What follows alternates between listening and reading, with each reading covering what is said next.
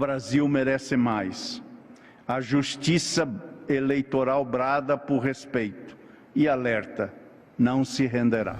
Bonjour les amis, j'espère que vous allez bien, je suis Pascal Trepagui, on est à Pau, Brésil, dans l'état de Bahia au Brésil, près de la réserve indigène de Água Vermelha. Voilà, on continue nos aventures avec les indigènes Pataxó.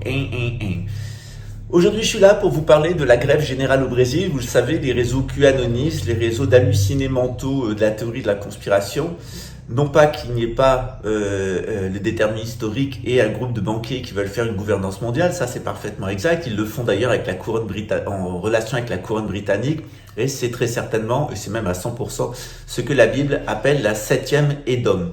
Par contre, ça n'a rien à voir avec la théorie de la conspiration. La théorie de la conspiration, c'est quelque chose qui a été inventé en marge de l'assassinat de John Fitzgerald Kennedy. Et cette théorie de la conspiration, c'est en réalité un hocher pour nationalistes qui ne font pas la différence entre le patriotisme et le nationalisme. Donc aujourd'hui, ces milieux QAnonistes qui ont embobiné, et nationalistes qui ont embobiné les patriotes, et là je suis toujours triste de voir des monarchistes se laisser embarquer avec l'extrême droite, comme en Italie et comme en Allemagne, avec le mussolinisme et le hitlérisme.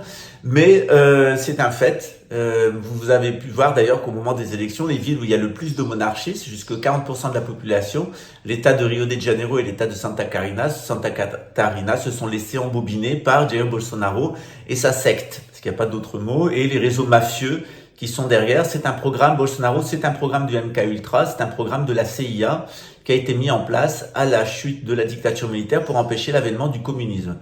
Jair Bolsonaro, sans le savoir, a été mis au service du forum de Davos, c'est-à-dire qu'on avait besoin de l'idiot du village pour faire la démonstration d'une immense corruption, d'un immense délire nationaliste pour couper l'herbe sous le pied des patriotes. Donc les patriotes se sont laissés séduire par le nationalisme et ils vont tomber tout chaud, tout cuit dans l'escarcelle du forum de Davos.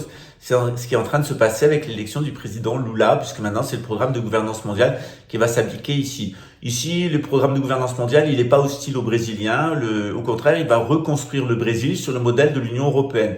Donc ici, on a un décalage de 30 à 35 ans par rapport à ce qui s'est passé en Europe.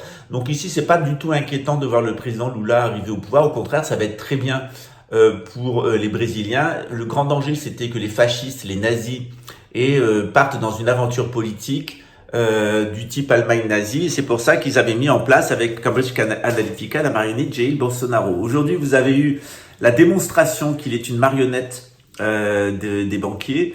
C'est parce que Jair Bolsonaro, après avoir tout fait pour faire un coup d'État, n'y est pas parvenu, et aujourd'hui, il a, après avoir provoqué une grève générale, il a désavoué, et je vais vous mettre la vidéo à la suite, les gens. En expliquant que ceux qui étaient dans la rue étaient des terroristes et des bandits, et que c'était gentil, mais il n'avait jamais appelé à rien, ni à un coup d'État, ni à descendre dans la rue, etc., etc., que c'était des terroristes, c'était des bandits qui avaient décidé de faire ça, et que lui, il se désavouait de ça. En réalité, pourquoi? C'est tout simplement parce qu'il a un cheveu d'aller en prison pour avoir appelé au coup d'État. Il a essayé de monter ce week-end une espèce de magouille depuis l'Argentine avec un réseau d'extrême droite lié à l'ancienne dictature, des généraux d'Argentine, où ils avaient l'espoir, comme les Argentins, de confronter la couronne britannique. Par exemple, ça a été le cas pendant la guerre des Malouines. Ils sont tombés dans le piège de confronter la couronne britannique qu'ils croyaient faible. Et c'est ce qui va se passer dans les années à venir. Tous ces petits généraux, etc., pensent que l'Occident, c'est-à-dire les USA et l'Angleterre, sont faibles parce qu'il y a Biden et parce qu'il y a un premier ministre indien un peu efféminé. Mais c'est exactement le contraire, c'est une ruse de guerre, et on va avoir en face des mouvements militaristes qui vont essayer de profiter de l'occasion pour installer des dictatures militaires qui sont toujours complètement pourries, complètement mafieuses. Donc c'est ce qu'a cru dans sa folie, dans sa démence, Jair Bolsonaro. Ils l'ont laissé faire et maintenant il est coincé. Donc maintenant c'est le désespoir dans les réseaux de Bolsonaro qui publie des publications comme une que vous allez trouver à la suite. Il demande aux gens de ne surtout pas envahir le Congrès et les institutions où que ce soit sur le modèle du Capitole, parce que Jair Bolsonaro va aller en prison. Donc on voit que maintenant, Jair Bolsonaro, pour se sauver lui-même, et après avoir un coup d'État raté, désavoue les personnes qui l'ont soutenu. C'est exactement ce que fera l'Antéchrist.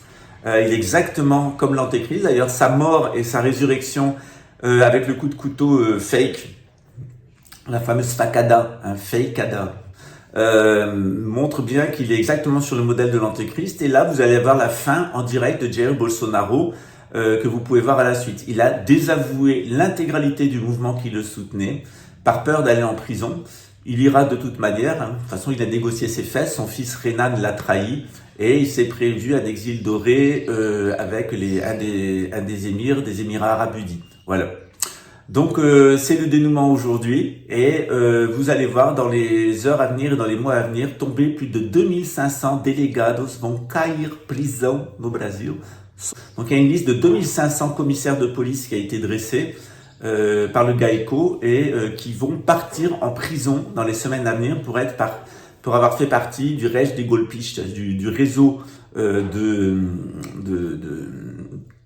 de terroristes qui soutenaient un coup d'État avec Jair Bolsonaro. Jair Bolsonaro, c'est un malade mental, c'est un fou maluco. Hein, c'est une pure marionnette du MKUltra, a marionnette do MKUltra, agora ultrapassada, eles não precisam mais dele, eles vont jogar ele no lixo. Donc maintenant, vous allez le voir la chute finale de Bolsonaro, que je vous ai annoncé depuis longtemps. En réalité, il l'a déjà annoncé, puisque son signe de campagne, c'était 4 et a morte do capitão que va fugir. C'est le signe de campagne qui se sont donnés à tous, 4, hein, la mort du capitaine qui va fuir.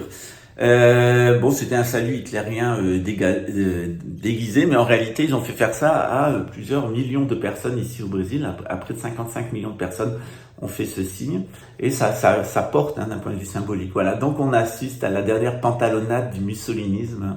Bolsonaro est comme Mussolini, tiro a calça e do cu. Voilà, donc c'est la fin des guignols. Et puis dans les heures à venir, dans les mois à venir, vous allez voir l'arrestation de tous les policiers, les militaires qui ont participé à la mafia bolsonariste, à la mafia familia, et qui vont partir en prison à la demande du Forum de Davos. Donc le Forum de Davos ici nous a mis une marionnette en place avec Cambridge Analytica, c'était Jair Bolsonaro, et maintenant on a une autre marionnette qui vient en place, qui est Lula. Moi j'ai soutenu le président Lula, j'ai même fait ce qu'il fallait pour financer au niveau local la campagne électorale en donnant une assistance la plus humaine possible aux personnes qui voulaient aller voter. C'est ce que vous ferez vous-même. Il faut faire barrage à l'extrême droite. Le meilleur moyen de sauver nos pays du désastre, c'est de faire barrage à l'extrême droite de la façon la plus forte possible, quitte à travailler aux côtés du Forum de Davos. Parce que notre plus grand danger, c'est l'extrême droite, c'est pas le Forum de Davos. Le Forum de Davos, il ne tient que parce qu'il y a l'extrême droite. S'il n'y avait pas eu Le Pen, il n'y aurait pas eu Macron. Tous les gens comme Alain Soral et les conspirationnistes qui ont soutenu Marine Le Pen et le Rassemblement National, et bien au final, c'est eux qui ont permis l'élection d'Emmanuel Macron. Il valait mieux se mettre dès le début, comme je l'ai fait, moi j'étais au Modem, du côté d'Emmanuel Macron, et avoir une alternative au deuxième tour avec, par exemple, la France Insoumise ou un mouvement patriote de droite. Or, pour l'empêcher, Emmanuel Macron et Bolloré ont passé un accord avec notre fameux Éric Zemmour, qui était là pour empêcher la droite souverainiste et républicaine d'arriver au deuxième tour. Donc on a vraiment un accord de gouvernance entre l'extrême droite et l'extrême gauche, et c'est ce qui s'est passé au Brésil. On a eu l'extrême droite, et maintenant il y a l'extrême gauche. Et tout ça, ça fait les affaires du Forum de Davos. Vous voyez bien que le nationalisme crée en permanence la confusion. Vous pouvez être patriote, c'est très bien d'être patriote, aimer votre pays, aimer votre famille, aimer votre travail, aimer votre patrie, c'est très bien.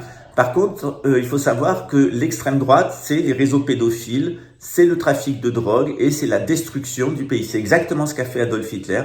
Adolf Hitler, ça a été les réseaux pédophiles, les réseaux de trafic de drogue et d'escroquerie. Ils ont massivement gavé les Allemands de drogue, et puis évidemment c'est la destruction de l'Allemagne et sa soumission aux États-Unis. C'est exactement ce qui est en train de se passer ici, selon le même schéma et la même planification. Allez, à bientôt, ciao. Olha, começou aqui com os antifas em campo. O motivo, no meu entender, político, diferente. São marginais, no meu entender, terroristas. E tem ameaçado agora domingo fazer movimentos aí pelo Brasil, em especial aqui no DF.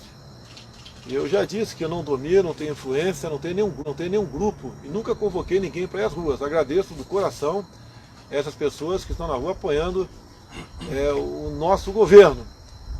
Agora, nós precisamos de uma retaguarda jurídica para que o nosso social possa bem trabalhar em se apresentando um crescente esse tipo de movimento que não tem nada a ver com democracia. Até me desculpe aqui, uma página da imprensa muito grande anunciava o nosso pessoal como está em movimentos antidemocráticos, o outro lado, o pessoal de preto, como movimentos democráticos. Aqui eu tenho um senador do Paraná que bateu palmas, no dia seguinte esse pessoal estava lá em Curitiba fazendo um quebra-quebra generalizado. Isso não pode chegar aqui, não podemos deixar que o Brasil se transforme no que foi há pouco tempo o Chile. Não podemos admitir isso daí. Isso não é democracia nem liberdade de expressão. Isso, no meu entender, é terrorismo.